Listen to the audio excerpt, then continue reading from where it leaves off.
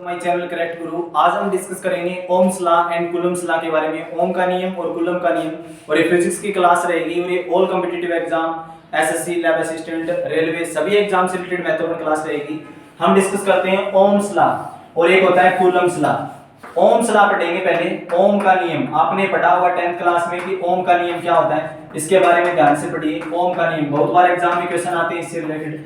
तो ओम का नियम क्या है? ओम एक वैज्ञानिक था, उसने रेजिस्टेंस के बारे में बताया था। रेजिस्टेंस आपने पढ़ा है, प्रतिरोध। रेजिस्टेंस को हिंदी में क्या कहते हैं? प्रतिरोध कहते हैं रेजिस्टेंस को हिंदी में। और अंग्रेजी में क्या बोलते हैं? रेजिस्टेंस बोलते हैं प्रतिरोध को। प्रतिरोध का मतलब होता है कोई भी सर्किट है, कोई भी परिपथ है, विद्युत धारा बह रही है उसमें, कोई भी इलेक्ट्रिक करंट पास हो रहा है उसमें। जैसे मान लो ये परिपथ है, इसमें क्या हो रहा है, फिटिंग वगैरह करते हैं ना घर में ऐसे कुछ, तो उसमें क्या होता है, इलेक्ट्रिक करंट जाता है, विद्युत धारा। ऐसे करंट जाएगा, विद्युत धारा जाएगी, तो उसमें क्या होगा, किसी प्रकार की अगर रुकावट आ जाएगी, विद्युत परिपथ में किसी प्रकार की रुकावट आ जाएगी, करंट फ्लो होगा, तब विद्युत धारा जाएगी। तब उस टाइम अगर करंट फ्लो हो रहा है और उस टाइम किसी प्रकार की रुकावट आ गई, तो इसका रीजन क्या है कि वो क्या कहलाएगा, वो रेजिस्टेंस होगा। वो क्या होगा? विद्युत धारा का प्रतिरोध कहलाएगा। क्या कहलाएगा? इलेक्ट्रिक रेजिस्टेंस बोलेंगे इसको। क्या बोलेंगे? विद्युत प्रतिरोध कहा जाएगा इसको। वैसे विद्युत प्रतिरोध कहा जाएगा इलेक्ट्रिक रेजिस्टेंस। समझ में आया?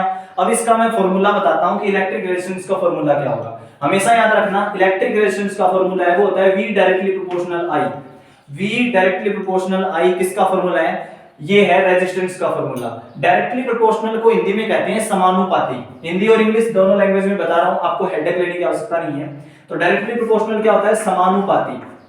समानुपाती आपको समझ में आया? डायरेक्टली प्रोपोर्शनल का मतलब है समानुपाती। V क्या है, I क्या है, आपको मैं बताता हूं। V होता है विभवांतर। क्या होता है?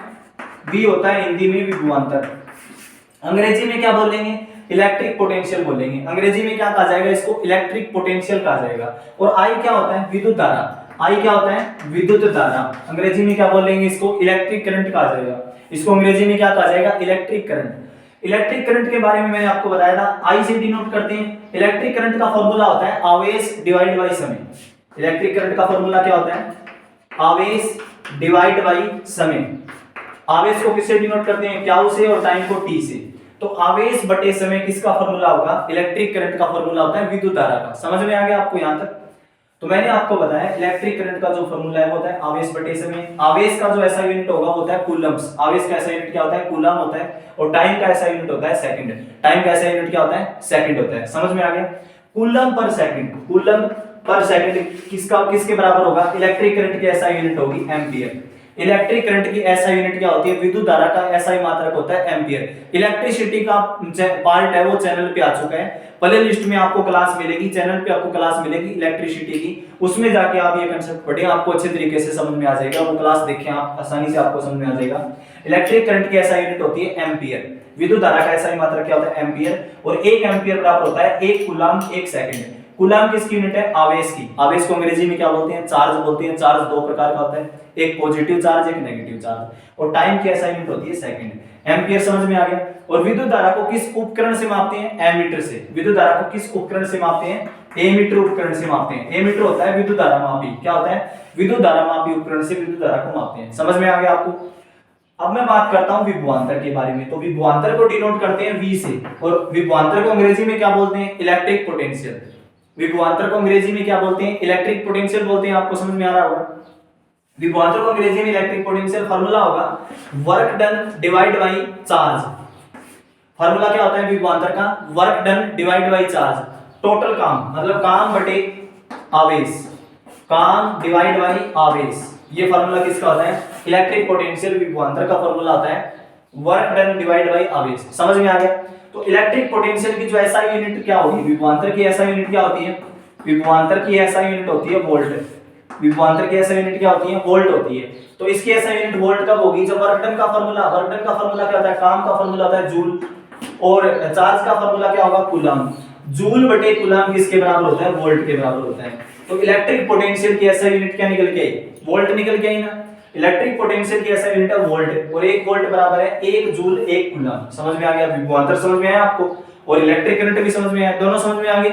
एक बार इसको वापस इसको स्किप करके देख लेना, आसानी से आपको ये समझ में आ जाएगा। इलेक्ट्रिक करंट आपको मैंने बता दिया, आवेश मैंने आपको बता दिया। पढ़ क्या रहे हैं? प्रतिरोध के बारे में पढ़ रहे हैं, और कंसेप्ट चल रहा है ओम का नियम, ओम्स लॉ। ध्यान से सुनिए। तो इलेक्ट्रिक रेजिस्टेंस है, प्रतिरोध का फॉर्मूला होता है V समानुपाती I। इलेक्ट्रिक पोटेंशियल विभवांतर के समानुपाती क्या होगा, विद्युत धारा। समझ में आ गया आपको यहाँ तक। अब हम बात करते हैं आगे इस कंसेप्ट की कि आगे इसको कैसे क्या क्या लिखा जाएगा। ध्यान से देखिए इस कंसेप्ट को। अब मैं इस कंसेप्ट को आगे लिखता हूं। V जो डायरेक्टली प्रोपोर्शनल I है, V जो डायरेक्टली प्रोपोर्शनल है वो I है, आपको समझ में आ रहा होगा। अब इसको आगे कंसेप्ट को कैसे लिखेंगे, V डायरेक्टली प्रोपोर्शनल I हो गया, तो इसको V डायरेक्टली प्रोपोर्शनल I को अब हम इसको तोड़ के लिखते हैं। इस डायरेक्टली प्रोपोर्शनल समानुपाती की जगह आपने लिख दिया R। क्या लिख दिया, R ले लिया आपने। तो R क्या है, यहाँ पे रेजिस्टेंस है। R क्या है, रेजिस्टेंस है। रेजिस्टेंस क्या होता है, प्रतिरोध होता है। R क्या होता है, रेजिस्टेंस। रेजिस्टेंस को क्या कहते हैं, प्रतिरोध। इस R को इस यहाँ पर रख दो तो फॉर्मूला क्या निकल के आ जाएगा, V is equal to R I. V is equal to R I, समानुपाती चला गया ना, फॉर्मूला आ गया V is equal to R I. इस R को इधर ले आओ, R को अगर इधर ले आओगे तो फॉर्मूला आ जाएगा V divide by I। Formula क्या आएगा, V डिवाइड बाई I। तो V विभवांतर का ऐसा यूनिट क्या होगा, वोल्ट होगा। विभवांतर का ऐसा यूनिट क्या होता है, वोल्ट होता है। और I का क्या होता है, एम्पियर होता है। I का क्या होता है, एम्पियर होता है। तो विभवांतर का ऐसा यूनिट वोल्ट है और I का एम्पियर है। तो रेजिस्टेंस का ऐसा यूनिट क्या होगा, ओम होगा। प्रतिरोध का एसआई मात्रक क्या होता है, बहुत बार एग्जाम में क्वेश्चन आता है, प्रतिरोध का एसआई मात्रक क्या होता है। तो प्रतिरोध का एसआई मात्रक होगा ओम। प्रतिरोध का एसआई मात्रक क्या होगा, ओम होगा। ओम ऐसे लिखा मिलेगा आपको, प्रतिरोध का एसआई मात्रक ओम। ऐसे ऑक्टोपस जैसी संरचना मिलेगी, ओमेगा। ओमेगा बोलते हैं इसको, ओम को। तो प्रतिरोध का ऐसा यूनिट निकल के क्या आया, ओम आया। ऐसे लिख देते हैं इसको। तो ओम है वो किसके बराबर होता है, वोल्ट। वोल्ट को कैसे डिनोट करते हैं, छोटे v से। और विभवांतर को किससे डिनोट करते हैं, v से। कैपिटल V से विभवांतर को, और वोल्ट को किससे डिनोट करते हैं, v से, छोटे v से। और एम्पियर को किससे डिनोट करते हैं, a से। तो समझ में आ गया। और यही ओम्स लॉ है, यही क्या है, ओम्स लॉ है। ओम का नियम क्या होता है, V R is equal to V by I। V divide by I। तो फॉर्मूला आ गया रेजिस्टेंस का एसआई यूनिट ओम हो गई, वोल्ट बटे एम्पियर। और यही क्या है, ओम का नियम। समझ में आया आपको ओम का नियम। ओम का नियम यहां तक आपको समझ में आ गया। इसकी दो इक्वेशन दी थी ओम वैज्ञानिक ने। वो इक्वेशन क्या क्या है, ध्यान से सुनो। ओम वैज्ञानिक ने दो इक्वेशन दी थी, वो इक्वेशन क्या है, ध्यान से सुनो। अब मैंने आपको बताया ओम्स लॉ के बारे में। अब बात करते हैं ओम्स लॉ की दो इक्वेशन कौन कौन सी है। ओम्स नियम समझ में आ रहा हो आपको। आई लेवल की क्लास चल रही है, ज्यादातर आई लेवल की क्लास है थोड़ी सी। ओम का नियम इसमें ध्यान से सुनिए। इसमें जो पहली इक्वेशन है वो क्या होगी, अगर कोई भी तार की लंबाई है, कोई भी तार ले लिया हमने, वायर होता है घर में, जो बिजली का वायर होता है वो तांबे का होता है, सोने चांदी का तो मिलेगा नहीं, ऐसा तो हो ही नहीं सकता।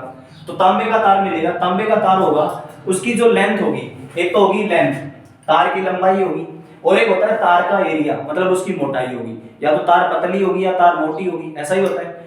तो अगर रेजिस्टेंस है तो तार की लंबाई की क्या होता है, समानुपाती होता है।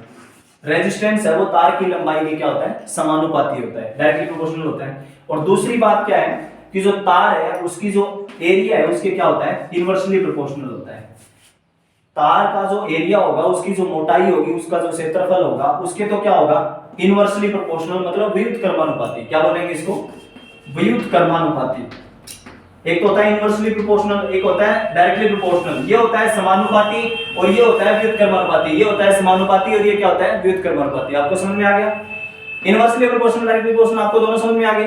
अब मैं इस इक्वेशन को, जैसे ये क्या कह रहा है, ओम वैज्ञानिक ये बात कह रहा है, अगर तार जितनी ज्यादा लंबी होगी, तार की लंबाई को जितना ज्यादा हम बढ़ाएंगे तो प्रतिरोध बढ़ेगा या घटेगा। कई बार एग्जाम में क्वेश्चन आता है, अगर तार की लंबाई को दुगना कर दिया जाए, बढ़ा दिया जाए, तो तार का प्रतिरोध क्या होगा, क्या होगा तार का प्रतिरोध, जो विद्युत धारा का प्रतिरोध क्या होगा, बढ़ेगा या घटेगा, बढ़ेगा।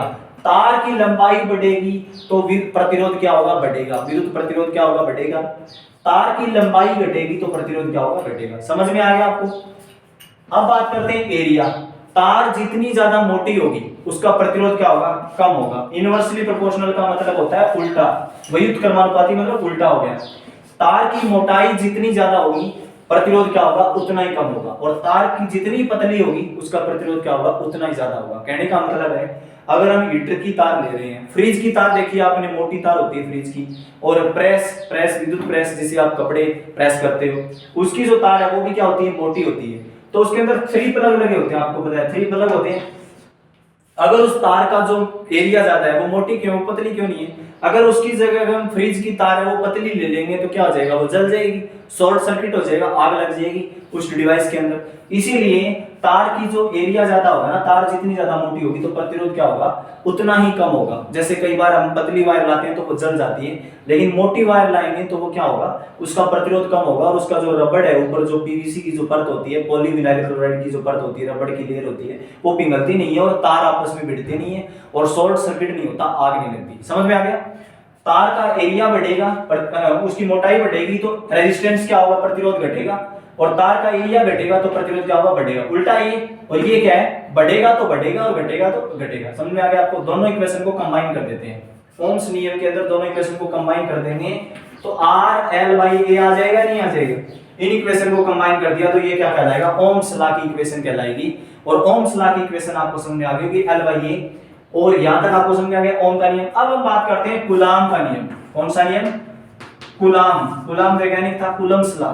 कूलम्स लॉ वैज्ञानिक था जिन्होंने किसके बारे में बताया था, चार्ज के बारे में। आवेश की SI यूनिट क्या है, कूलम्स है, तो आवेश की SI यूनिट क्या होती है, कूलम्स होती है। तो आवेश की SI यूनिट कूलम्स होती है, तो आवेश कूलम्स का क्या फार्मूला होगा, कूलम्स का जो नियम क्या कहलाएगा, कूलम्स का नियम ये होता है, देखिए दो प्रकार की वस्तु ले ली हमने, एक तो ले ली Q1 और दूसरी ले ली हमने Q2। दो वस्तु ले ली, एक Q1 और एक क्या ले ली, Q2।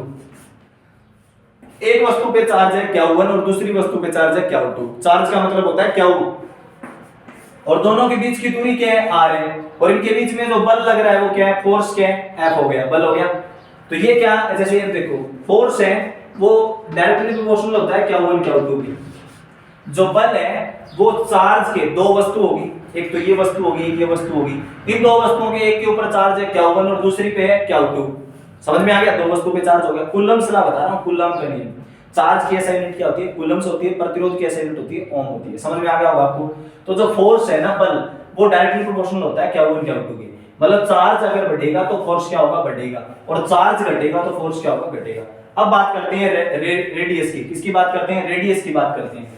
अगर इसकी रेडियस है वो स्क्वायर में होगी, क्योंकि एक वस्तु की r होती है तो दो की क्या हो जाएगी, r स्क्वायर होती है। ये होगी इनवर्सली प्रोपोर्शनल, मतलब व्युत्क्रमानुपाती। क्या बोलेंगे इसको, व्युत्क्रमानुपाती, मतलब उल्टा होगा ये।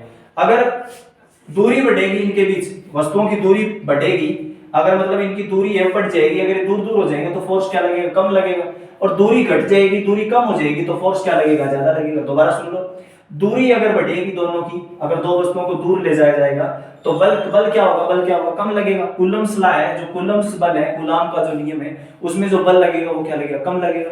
अगर दूरी कम होगी तो बल क्या लगेगा, ज्यादा लगेगा। वो यही कूलम्स लॉ है। समझ में आ गया आपको कूलाम का नियम।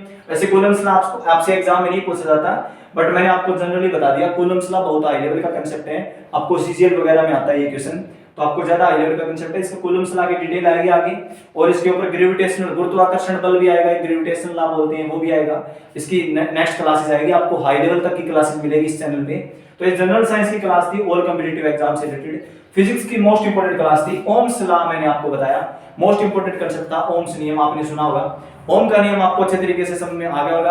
अगर आपको ये क्लास अच्छी लगी, अगर आपको ये क्लास अच्छी लगी, मतलब ये जो आपको क्लास चल रही है फिजिक्स की क्लास है, अगर आपको क्लास अच्छी लगी तो आप हमारे चैनल को सब्सक्राइब करें, लाइक करें, शेयर करें। फिर मिलते हैं नई अपडेट्स के साथ। Thank you.